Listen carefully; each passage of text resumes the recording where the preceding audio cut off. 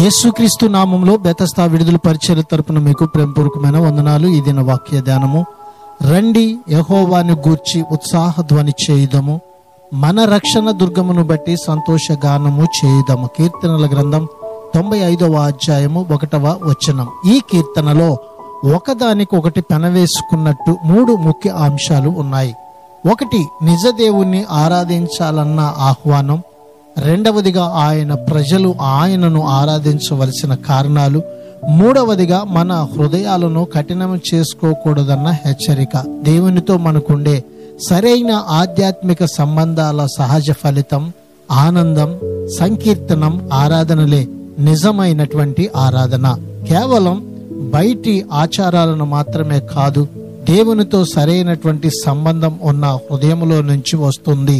అదే ఉత్సాహధ్వని, అదే మనము దేవునికి చేసే నిజమైన సంతోష గానము. ప్రార్థన. మమ్మలను మిక్కిలిగా ప్రేమించిన మా ప్రియ పరలోకపు తండ్రి, పరిశుద్ధుడా, యేసయ్య, మరొక నూతన దినాన్ని మాకు ఇచ్చినందుకు మీకు వందనాలు, స్తోత్రాలు చెల్లిస్తూ మా రక్షణ దుర్గమైనటువంటి నిన్ను బట్టి ఉత్సాహధ్వని చేయొచ్చు ఈ దినాన నీ మందిరములో చేరి సంతోషముగా నిన్ను ఆరాధించే ధన్యతని మాకందరికీ దయచేయమని యేసు పరిశుద్ధ నామములో ప్రార్థించి అడిగి వేడుకుంటున్నాము తండ్రి. ఆమెన్.